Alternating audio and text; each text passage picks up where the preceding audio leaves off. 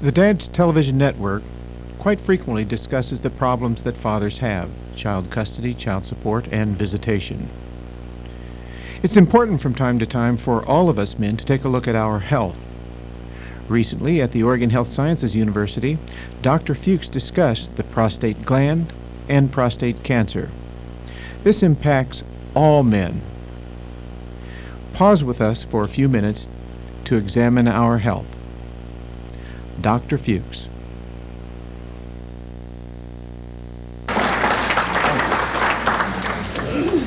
Dr. Goldberg didn't tell you that I was probably the first one to do a urologic diagnostic test on him that at least 90% of the people in this room have probably experienced or will certainly experience in your life. What I would like to do today is educate you about the prostate gland. How can an organ that at age 21, when we're fully sexually mature, no larger than this pecan nut, cause so much trouble? The problem with the prostate gland is that it continues to grow. Now, my old elderly grandfather told me when I was 10 or 11 years old, and I commented about his large ears, that your ears continue to grow throughout your life. He could have told me that, and I was pretty sure that was true. He was a great witness to that. The prostate gland also continues to grow throughout your life. And it's that growth of the prostate gland that causes so much trouble. And that's what I'd like to educate you about today. Well, just how much trouble does it cause? The ink was hardly dry on this slide before it was outdated. Now, I made an educated guess that there were 150 newly diagnosed prostate cancers last year. In fact, there were almost 200,000 prostate cancers diagnosed last year. Approximately 40,000 people died of prostate cancer last year. Now, these 40,000 that died in 1994 were not the patients who were diagnosed in 1994. They were the patients diagnosed anywhere from 1975 to probably 1990. The death rate is delayed from the diagnosis by as much as 15 and 20 years. 400,000 prostate surgeries were done last year to improve urination. Millions of men were treated for prostate infection, and it's unknown how many men, perhaps hundreds of thousands, were treated with some kind of medication to improve urination. So as you can see, this small gland, no bigger than a small pecan nut when you're 21 years old, results in a tremendous financial burden to our medical system. Let's put this in another perspective, at least with respect to the cancer. A newborn white male in 1994 has an 8.4% chance of developing prostate cancer and a 2.8% chance of dying of prostate cancer. In 1995, the American Cancer Society, in a publication recently published, predicted that 255,000 men in the United States will be diagnosed with prostate cancer next year. The incidence of prostate cancer is higher in black people. A black male born in '94 has almost a 10% chance of developing a prostate cancer and almost a 4% chance of dying of that cancer. Now, the drug companies have recognized the tremendous financial impact of the prostate. You can hardly pick up an Oregonian, Wall Street Journal, Time Magazine, Newsweek, People. I wouldn't even be surprised to see these ads in Redbook. But these are ads for medication that are supposed to help you urinate better. Notice the guy looking at the rest area. I'm stopping to go to the bathroom more ever now. I wonder what's wrong with me. And this is probably one of the few ads in a magazine for a product that you can't go out and directly purchase yourself. I dare say this and one other medication that you will see is something that you have to take to your physician. And that's what the drug companies want you to do. They want you to take these ads, and it's happened to me on many occasions, to your physician and suggest that maybe this medication will help me. Well, like I said, I'd like to educate you about the prostate. I suspect that none of you know, or few of you know, in what of the general systems of the body the prostate belongs. There's a digestive system, the respiratory system, the excretory system, and so forth. And I suspect if I asked Dr. Goldberg, who I consider to be a very smart man, which system the prostate belongs to, he would have to pause. See, he said endocrine system. And most physicians and virtually all lay people don't appreciate the fact that the prostate gland is part of the reproductive system. It's necessary for reproduction. It's not necessary to excrete urine. It's not an endocrine gland. It's a reproductive gland. The problem with the prostate, and the reason it causes so much trouble, is because of its location. It sits right in front of the bladder. All of the urine must pass through it. And it's that passage of urine through the prostate that causes the need to do that causes the problem as the prostate continues to grow. Now, the prostate is dependent on the testicle for one important thing, and that is to production of male hormone. The prostate will not grow without male hormone. If you took the testicles off of a 11-year-old person, boy, they would never develop prostate cancer. They would never develop non-cancerous prostatic conditions because the prostate would simply never grow. The person would never reproduce, but they would never have trouble with their prostates. In the Middle Ages, even into the late 1800s, when they would castrate male sopranos to keep them as what they call castratas, which were men that could sing high tenor, the castratas, taken from the word castrate, would never develop prostate trouble. And that's still true. So it depends on testosterone produced by the testicle to stimulate growth of the prostate. Now notice this tube. This tube is the vas deferens. The vas deferens is the tube that conducts sperm from the testicle to the prostate gland at the time of ejaculation. 30 to 40% of what you ejaculate comes from the prostate gland. Most people think that all of your ejaculate comes from the testicle. In fact, much of it comes from the prostate gland, and 70% comes from the so-called seminal vesicle. A very small fraction comes from the testicle itself. The testosterone produced by the testicle gets to the prostate via the bloodstream. It isn't this tube that conducts it there. So that's an important thing. And notice, this is the penis, of course. This is the urethra through which your urine flows, and it passes right through the center of the prostate gland. And also notice that the prostate gland is very near the rectum. In fact, that's an exaggerated distance. The distance between the back surface of the prostate and the front surface of the rectum is probably no more than a couple millimeters. So it's very easy to feel the prostate gland through the rectum. And that's why we subject you to this humiliating exam, the old prostate exam. This is a little closer view of that same arrangement. Now we'll go back to this similar slide in a few minutes, but first I want to talk about non-cancerous conditions of the prostate. And I'll do it with this slide, which is the body sliced in half, very similar to the one you saw from Dr. Keenan. Here is the bladder, here's the penis, and here are all the abdominal contents. But let's go down to this one. Here's the bladder, where urine is stored. Here's the prostatic urethra, which is the tube that passes from the bladder through the prostate.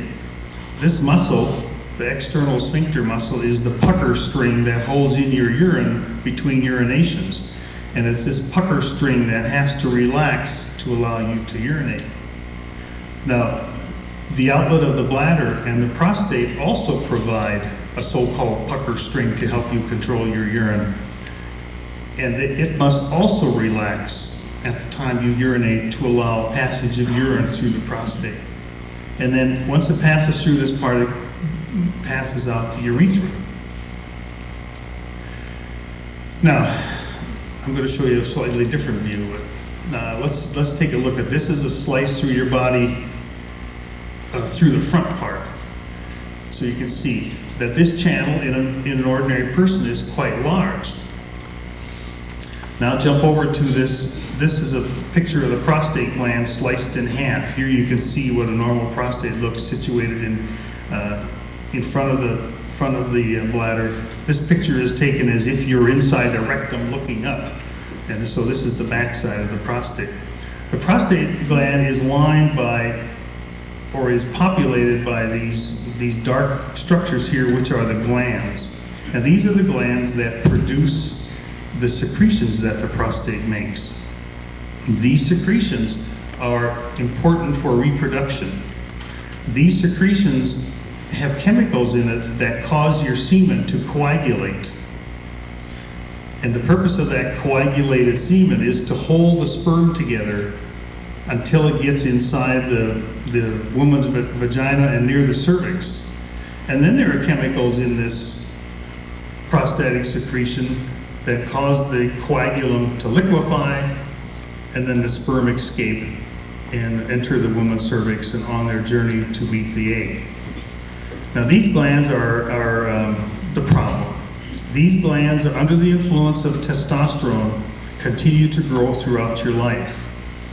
And they continue to grow, and they cause the prostate to expand outwardly, and it causes the prostate to expand inwardly. Now go back up here. You can imagine that if the prostate gland is growing inwardly, this channel is going to start to narrow. And as this narrows, it's going to be less and less easy for the bladder to push the urine through it. Just like if you park your car on your garden hose, the water's not going to come through as well if you partially occlude it, and it's an obstructed process. Now the first thing that we as men start to notice is that around age 40 to 45 to 50, you'll notice that urine flow rate is diminishing, you don't empty as fast, or as we like to say, you're no longer able to write your name in the snow because you don't have the force and the projection to be able to do it. Now for a while the bladder is able to compensate for that obstruction by becoming stronger. It's like a muscle builder. It starts to work harder to empty, the muscle gets thicker, and the bladder compensates by squeezing harder. And for a while, that's fine. And that'll carry many men for years and years. As the bladder muscle becomes stronger, they compensate for the small passage, and they're able to do fine. Until the bladder muscle starts to tire. And after a while, and there's no telling when it's going to happen, some men it happens in their 50s, others in their 60s, 70s, 80s. My grandfather had prostate surgery when he was 94 years old in a little town in North Dakota. And I thought it was the greatest thing that ever happened to him because after all these years, he could urinate well again. Well, anyway, after a while, what happens is as the muscle starts to tire, the bladder doesn't empty efficiently, and every time you urinate, you only empty half of your bladder. And so the filling time, instead of being every 4 to 6 hours, suddenly becomes every hour and a half to 2 hours, and you start getting up at night to urinate. Now you don't notice it during the day because it's sort of part of your routine, but if it starts to interfere with your sleep, then it becomes a problem. And that can become worse and worse and worse until your effective volume may be only an ounce or so. And then something needs to be done about it. Because if nothing is done about it, you can develop infection, you can develop kidney damage, and most of all, it's just a nuisance. And many men will have acute obstruction where they simply can't urinate at all. And that's where, in some cases, acute treatment is needed. Now, the standard treatment for prostate obstruction is what's called a TURP. We call it a TURP, the Roto-Rooter job. We have this device that goes in and cuts out that prostate tissue. And that's a standard way this has been treated for years. In fact, it was the only treatment for many years. But let's go back. A couple of years ago, some new medications came on the market that do two things. There's a medication that allows the outlet of the bladder to relax. That's called Hytrin. The drug is called Hytrin. And there's another medication on the market that causes the prostate to shrink. And that's the medication called Proscar, which is the medication that you saw the ad for. Now, how do these medications work? Well, Hytrin works by relaxing the muscle at the outlet of the bladder and allowing this channel to open up because the muscle is more or less paralyzed, so that it just passively allows the urine to flow through better. Proscar works because it blocks the effect of the male hormone on the prostate.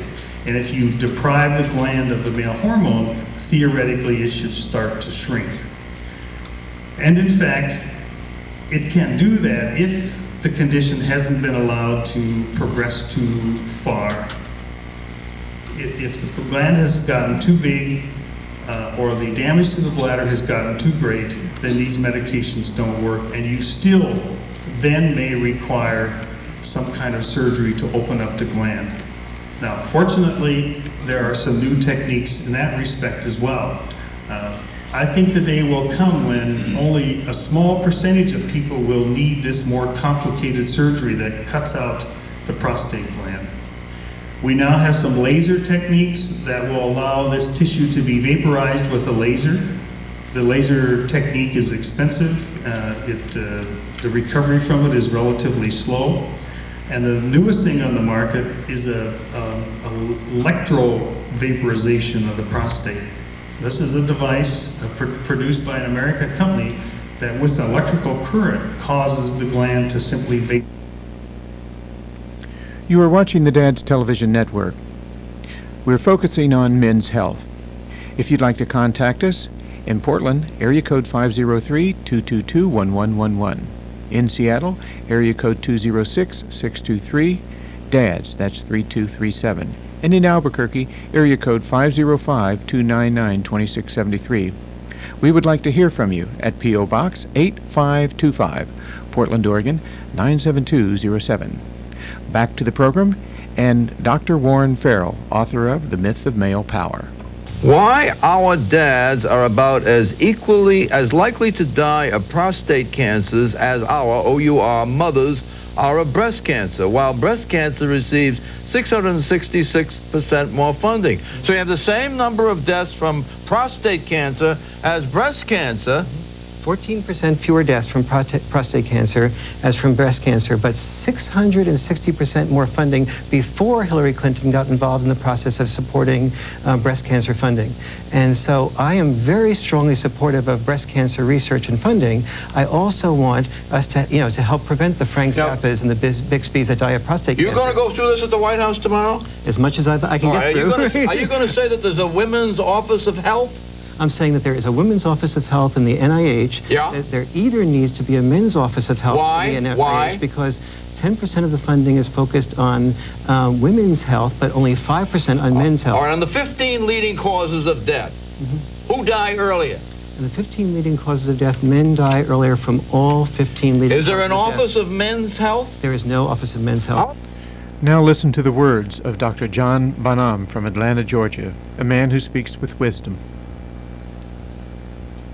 Okay, my name is Dr. John Bonham. I'm from Atlanta, Georgia. In NCMC, I'm on the Men's Health Committee, and I'm also president of an organization called the National Black Men's Health Network. My primary interest is men's health, the reason being that in the United States, life expectancy for men is approximately 7 years, less than that for women, but there's very little specific attention to men's health. Men have a lot of disease of the reproductive system. Women have a whole specialty of medicine devoted to their health concerns in terms of reproduction, reproductive disease, reproductive cancers, but nothing comparable exists for men at this time. Men have rates of prostate cancer which rival women's rates of breast cancer. Approximately 1 in 11 men in the United States are expected to develop prostate cancer. Cancer of the testicle is the leading killer of men aged from 28 to 34. And yet very few men know anything about it or know about that issue of their health. My own father almost died in 1988 because he didn't know about a condition called prostatic hypertrophy. The majority of men, if they live long enough, will develop enlargements of the prostate leading to urinary difficulties. My father's symptoms were that he was having difficulty urinating and then he was developing blood in his urine, but because he knew nothing about prostatic hypertrophy, he thought that he had an infection and he kept taking antibiotics trying to make it go away. By the time he got to the hospital, he had lost so much blood that he needed to have blood transfusions because he was ignorant of this problem, yet it is a problem that the majority of men will develop and don't know that. So issues of men's reproductive health have been seriously ignored in this society, even though they are a significant cause of mortality and morbidity. One of the problems men have in health care is that we've been taught specifically to ignore the signals of pain, what our body is telling us. We've been taught that when we're hurting, to keep on going, to soldier it, to not pay too much attention to it. But pain is part of your body's natural warning system to tell you that something is wrong. When a person is told when they're young that big boys don't cry, when they get older and they're having chest pain, they tend to write it off as something like indigestion, and it can be a symptom of much more serious problems such as coronary artery disease. So men need to be told that when they are feeling pain, when they are feeling discomfort, this is a signal that something is wrong, that they have a right to address it, that they have a right to health care. These are the type of issues that we're trying to address in the Men's Health Committee. These are the type of things that we're hoping to change. A lot of the difference in life expectancy between men and women, even at our present level of technology, is not necessary. A lot of it is caused by the expectations of society, and this is what we're trying to define and delineate. The DADS television network once did a program on artificial insemination and sperm banks. Here's a review of that program.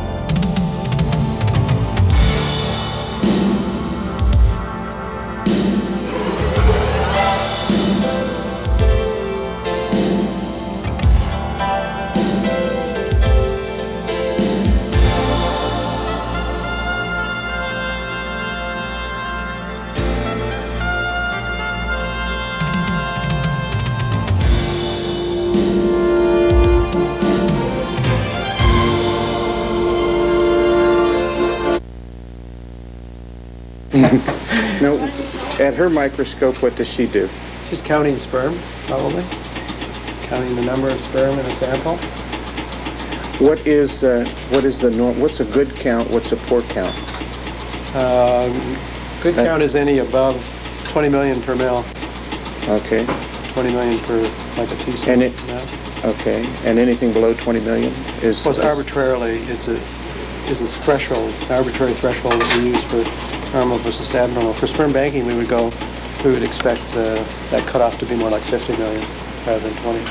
Okay. But if you're talking about infertility embryology that we do to support the in vitro fertilization program, We would prepare sperm here, and then the laboratories for the embryology upstairs. So we can go upstairs and look at it if you'd like.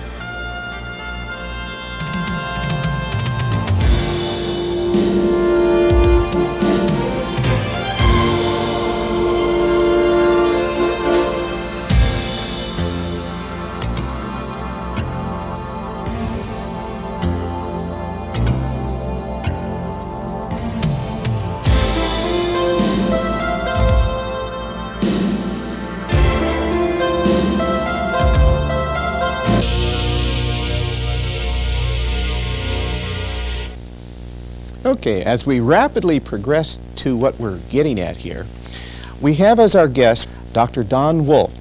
Dr. Wolf works for the Oregon Health Sciences University, and he works in the university fertility area. Is that right? Or you're a consultant? No, the Division of Reproductive Endocrinology and Infertility is called the University Consultants. Okay. It's a group of physicians, and in this particular case with a laboratory director, myself, who work together at the River Place facility. Okay. Now see there, we're learning something already. I've looked through some of the material here, and it says, Doctor, that the primary concern here is, or they use a couple of words quite frequently, andrology and embryology. Embryology. Embryology. Right. Okay. Andrology, if I know my words right, has something to do with the study of man. Is that right? Yes, it's basically, in this particular case, it's the diagnosis and treatment of male infertility. Okay. Or fertility, depending on how you want to look at it. And then the other word / Embryology? Embryology. Well, that's going to refer to the technology of in vitro fertilization, where we're actually taking sperm and eggs and producing embryos. Okay. So the early development is called embryology. All right, now you're the director there? I'm the director of the laboratory component. Right. Okay, how many components are there? Well, there's a component in which physicians consult and see patients and manage patients. And then there's a laboratory which provides the services to those patients and their physicians. So we would do the diagnostic testing of sperm to try and evaluate the fertility potential of a given individual. We would be involved in getting sperm and eggs together to produce embryos. Okay. So. Okay, so that, and you're in charge of the lab part of that. That's right. The other section where you would have an attending physician, I suppose, attend to the client who comes in the door. Well, he's also a consultant, is he not? He or she, yes. Okay. Yes. Do you have? They're really in a situation where they need to diagnose the nature of the problem. Okay. Is it male-based? Is it female-based? Or is it both? To try and put together a plan of action to treat the particular situation that they're faced with. Now, this goes to a little bit of an opening remark to introduce the doctor and to let you know generally what we're doing. Now we're going to get a little bit further into this, and again, I hope the numbers flashed on the screen because we do want to entertain your calls. This particular program is designed for you to ask questions. Hi. Do you have a question of Dr. Wolf? Yes, actually I do. I'm a patient of another clinic in town here in Portland, and I'm familiar with the OHSU sperm bank as compared to the one that I'm currently using, which is the California Cryo Bank, which is much more, to me it's more expensive because I have to have the specimens shipped. Well, just a second, which is much more expensive? California Cryo Bank is because I have to have them shipped. Okay. I have a question for Dr. Wolf, though. Regarding the OHSU bank, I would be interested in using that because of the cost and the proximity, except that it is my understanding that they do not give as much information about the donors, where the California Cryo Bank will go back for 3 generations, and the OHSU gives very general descriptions of donors. Can you tell me anything about that? We screen our donors, and we in fact determine a medical history and determine their acceptability or their ability to participate in the program depended upon having essentially no significant medical problems over 3 generations.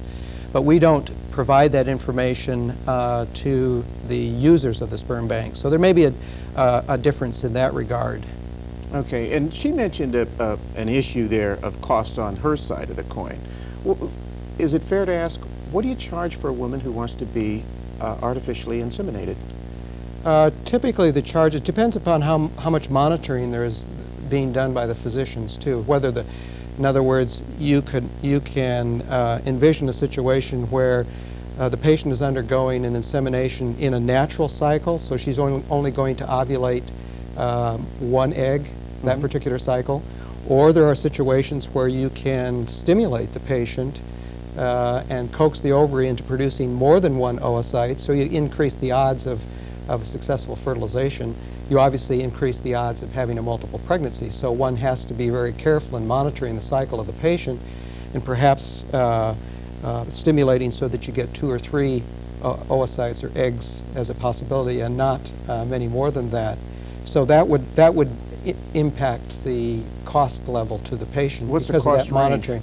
So we're looking at probably on the order of, without stimulation in a natural cycle, perhaps a total cost of $500, which would include maybe $100 and $150 for the sperm sample and the participation of the sperm bank, and the rest of that fee then would go to compensate the physician for their time. Okay. If you add ovarian stimulation to that, you're going to perhaps as much as double the cost per Now, cycle. When a client comes in, client, patient, both either way, right?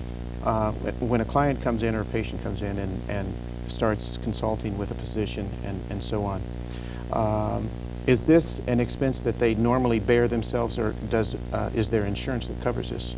It's very dependent upon the patient and the insurance coverage that that patient has. But by and large, if you look at most programs, they will provide limited coverage. They will provide coverage, for instance, for monitoring a cycle, but very frequently they will not cover the cost of the sperm sample, for instance. Okay. So it really is. You can find different combinations all over the map. On the other side of the gender ledger, if a guy had a wife or a lady friend that was not fertile, can he buy an egg from the facility and use his sperm for the egg that he purchases from your sperm bank or egg bank? Or his own sperm. Use his own sperm for a purchased egg. Say I come down and I say, I want to buy an egg, doctor. The technology it's exciting that the technology has changed so fast that in fact that is possible. We now have patients who are participating in the in vitro fertilization program where the problem may be predominantly in ovulation, for instance, on the female side. That patient or that couple can engage the participation of an oocyte donor, of an egg donor.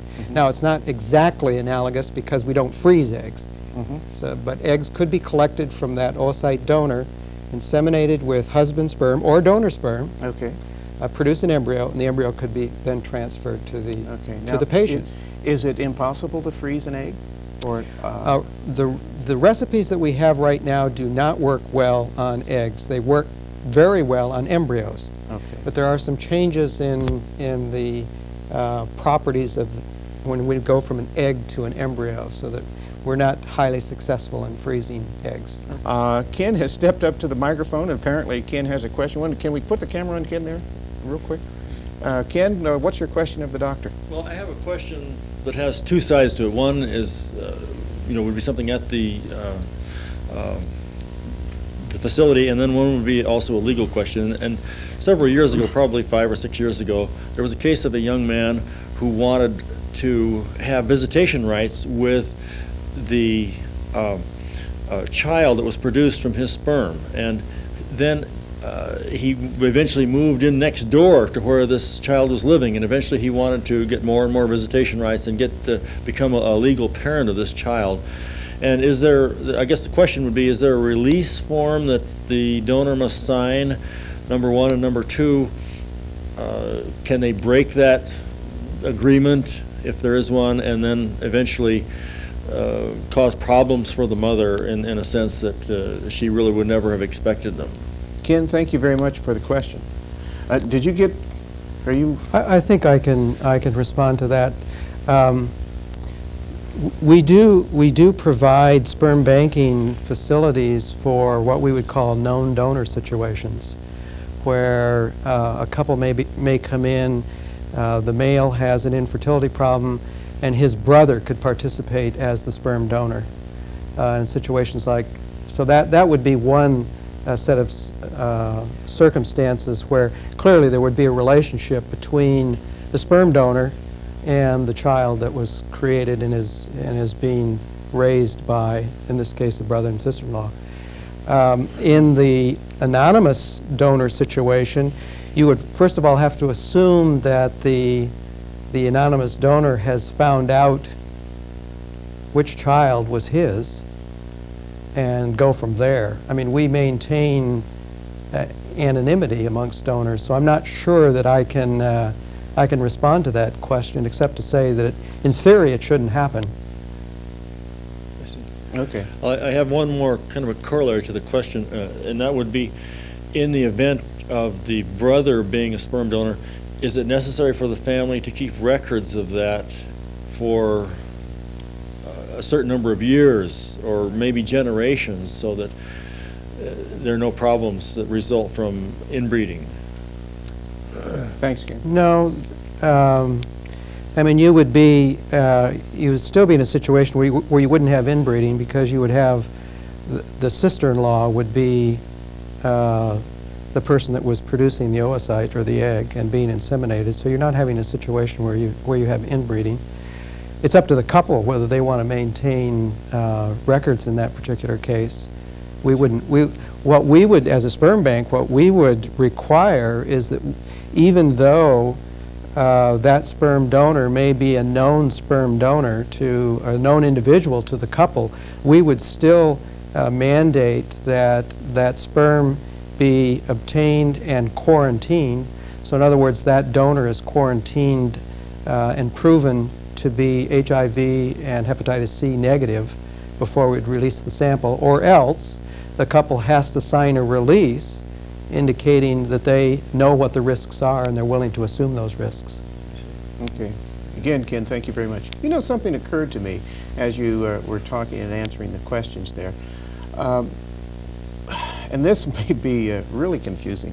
If a woman became pregnant and wanted to terminate the pregnancy, are you, as a sperm bank and also a storage facility for fertilized eggs, right? Are you an option for a woman who wishes to say, well, I don't want this one now and I may not want it in the future. However, doctor, I'm going to give it to you and you can set it on the shelf there and keep it for a while? No, not once implantation has occurred, then you're not really in a position where you can recover that developing fetus and cryopreserve it. Is that what you mean? Well, if you recover it in well, I guess the question comes up because you were talking about when you, in another example where a woman came in and you were able to have her produce multiple eggs, and you could have sperm available to inseminate all of them. Well, if a woman comes in with one, then she's already completed this deed through normal natural process, and ask you within the first week or so to extract that and put it on ice, it would appear to me that that would be a logical thing to do. I can give you an example of how that's been done. Several years ago, some people that were interested in the development of this technology and basically took on a project where they were recruiting oocyte donors. They were allowing those oocyte donors to ovulate normally. They were inseminating them with the sperm from the infertile couple, and then they were recovering the embryos from the uterus. So they were waiting several days after the insemination occurred, and then recovering embryos. The embryos would then be transferred to the wife of the infertile couple. You could also freeze them. Sure. So it's all a matter of time. If you recover those embryos before the implant in the uterus, in other words, they're basically free floating in the uterus, and you can do that for several days after fertilization occurs, perhaps for up to a week, then you're right, you could. With your question, you don't need to identify yourself. All right. Bruce must be next. Well, maybe so. I wanted to ask Dr. Wolf, he was talking about that they had a counselor for women, and I know that for men it's extremely difficult to accept being the factor in a couple's infertility, and also there's a lot of questions about whether they're going to tell the family and their friends about where this baby came from, especially if they've made any sort of diagnosis public. Can he recommend some resources for men who are dealing with the emotional aspect of infertility, or is there some sort of support group for men? I would start with making a reference to an organization called Resolve, which has it's a national organization, but also has a local branch or chapter. And I think you would find many different sources of support through that organization. Do you have a number on the tip of your tongue? No, I'm sorry, I don't. Are they in the phone book as Resolve? They should be. They are. Yeah. Okay. Anything else? Apparently, are you involved with that group?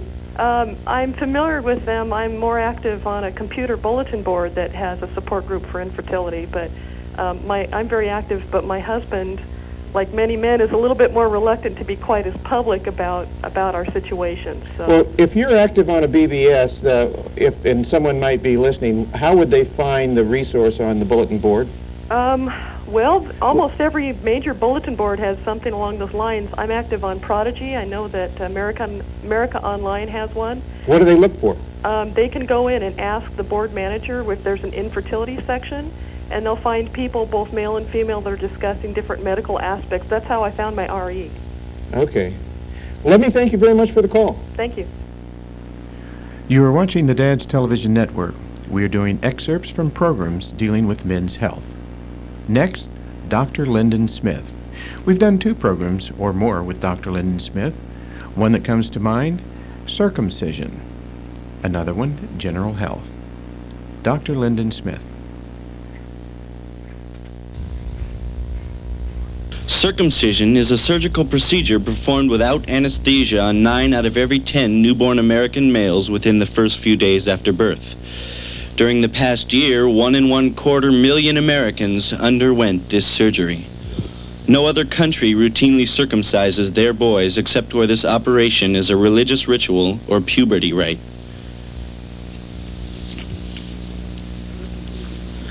Circumcision began in the United States during the late 1800s and was considered a welcome alternative to corporal punishment, physical restraint, and urethral cauterization, all measures taken to prevent masturbation. At that time, masturbation was believed to cause a wide variety of diseases, from syphilis and polio to madness and death. As medicine became more advanced and causes of and treatments for these diseases were discovered, the rationale for circumcision was narrowed to 3 medical reasons. 1. Hygiene. Good personal hygiene offers all the advantages of circumcision without the risks of surgery. 75% of the world's male population is not circumcised, and less than 0.5% of these uncircumcised males require circumcision as adults. In those instances where a problem does arise, equal or greater benefit may be gained by non-surgical therapy. Circumcision is not necessary to maintain adequate hygiene. 2. Cancer. Fears of penile and cervical cancer were stimulated by inaccurate studies. There is no medical proof of a link between cancer and circumcision. 3. Phimosis. Phimosis is a condition in which the foreskin is too tight to pull back over the head of the penis. However, an unretractable foreskin is normal in infancy, and 95% of uncircumcised males will have a fully retractable foreskin by the age of 18. Therefore, the foreskin should never be forced back over the glands. An unretractable foreskin cannot be diagnosed in infancy.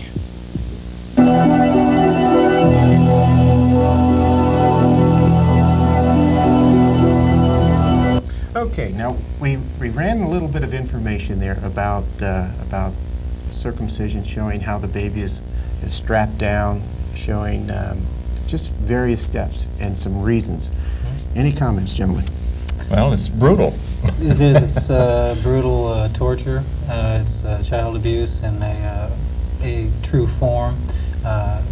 Any dictionary definition of torture would indicate an individual being unable to defend themselves or free themselves from the situation, and that's what happens to 3,000 male infants a day in this country, is that they're strapped there without the pleasures of anesthesia or pain monitoring or medication.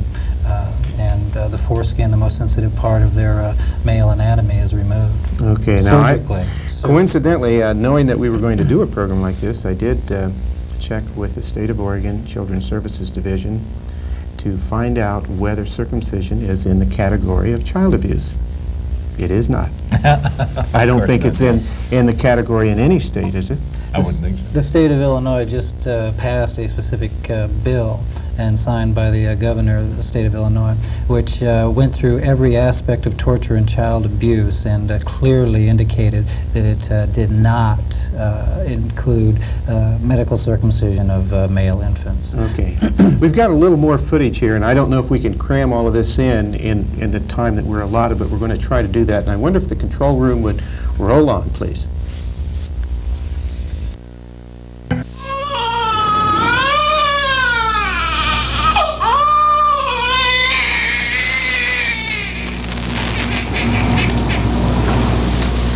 The only people left in the world today that are doing circumcision are the Jews, the Muslims, and the North Americans. Not that that's a religion.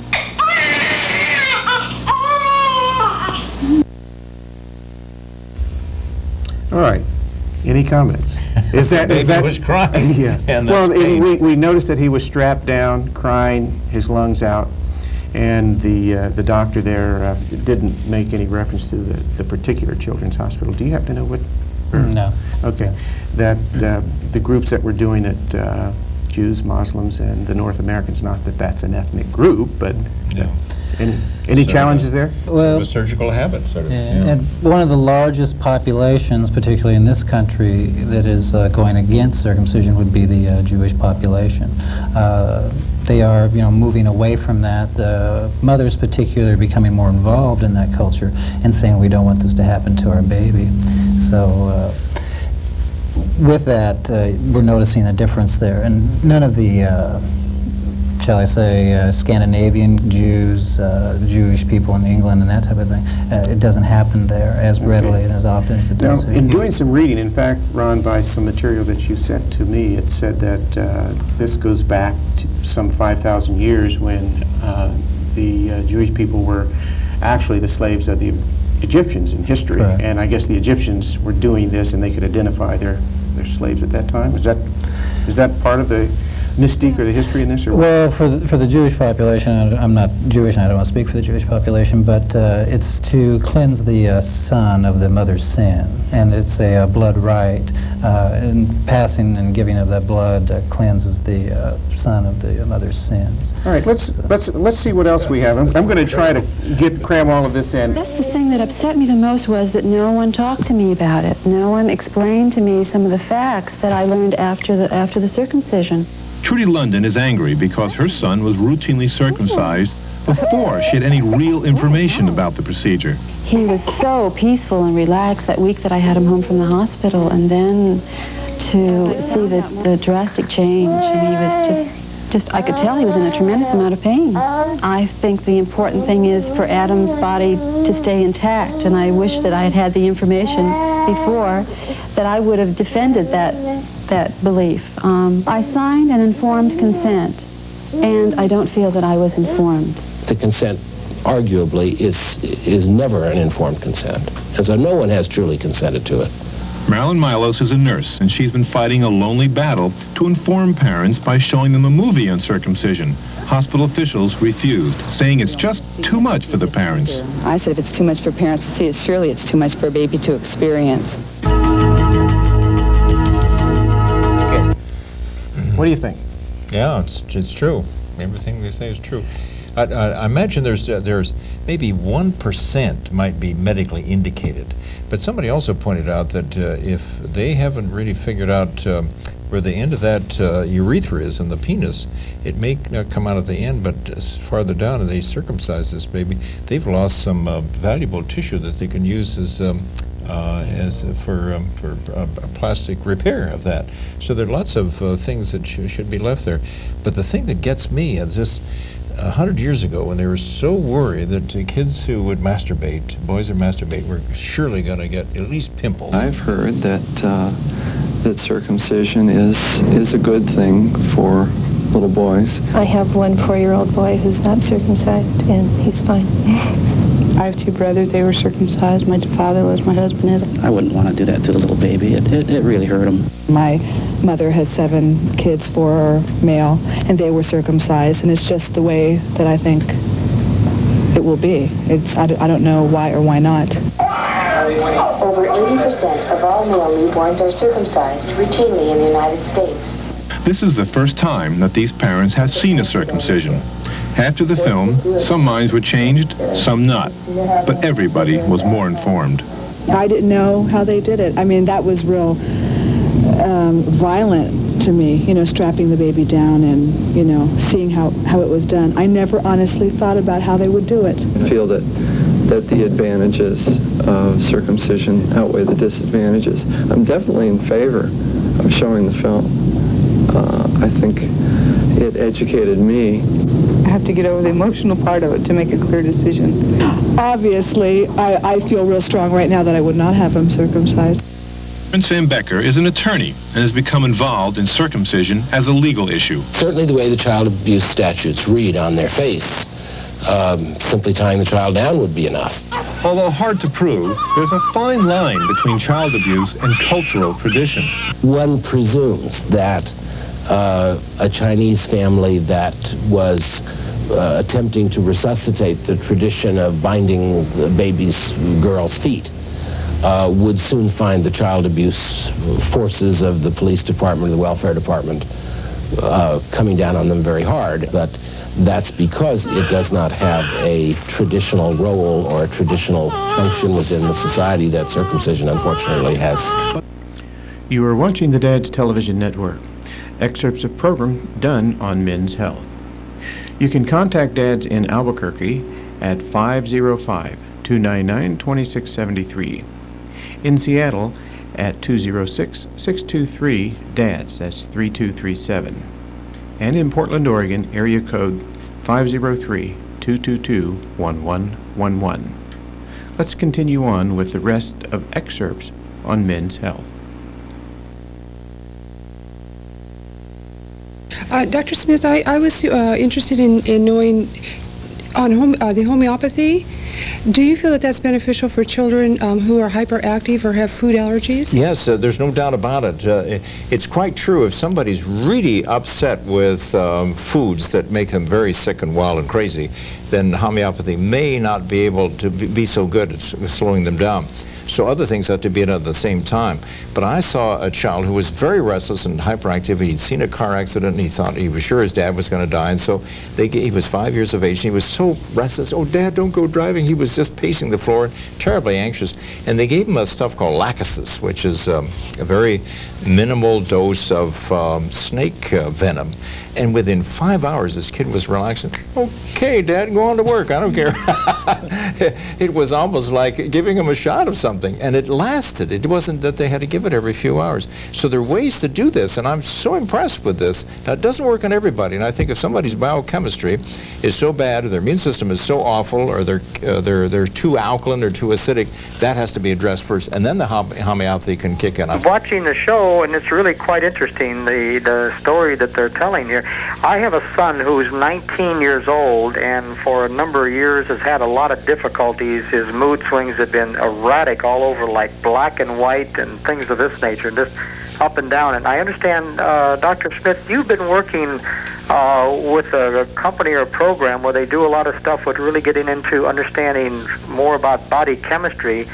Can you... I'd like to address that, and I think I know of that, or have seen other related people like that, and other people like this caller. We know that people, if they have reason for anxiety and stress and depression, if they're being kicked around and being beaten and there's no way out of their situation, why they're entitled to be depressed. But if there's no good reason, they're fairly bright, they have supportive parents, what's going on. And we found that this program I mentioned about Life Balances, where we study the blood tests and get this questionnaire filled out, and then we have this chemist in Spokane who works with us, and we can solve some of these things. We find many of those people that are like that are very nutrient deficient. They don't have the right stuff to help their enzymes work, and or they're somewhat alkaline. If you're alkaline, why, then the minerals aren't soluble. You need minerals to make these enzymes work. So I've seen many cases like this, adolescents or adults who are depressed, and no good reason for it. And we find that instead of just taking vitamins or minerals willy-nilly, why, we do a specific way. And this incredible program that I've been involved with, we have the people smell the vitamins. And if they smell good, they need them. If they smell bad, they don't need them. And that's why the nose is right in front of the mouth. The nose isn't your armpit or your groin, it's right there. So if something stinks, you're not going to eat it. That's what animals do. They smell around and say, oh, this is good, I'll eat this, and they need it.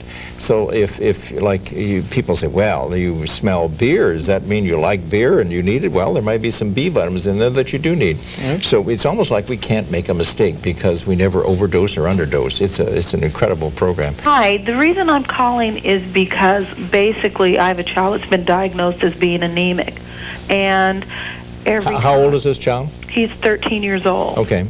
And every time I've ever taken him to the doctor, he gets really ill every winter.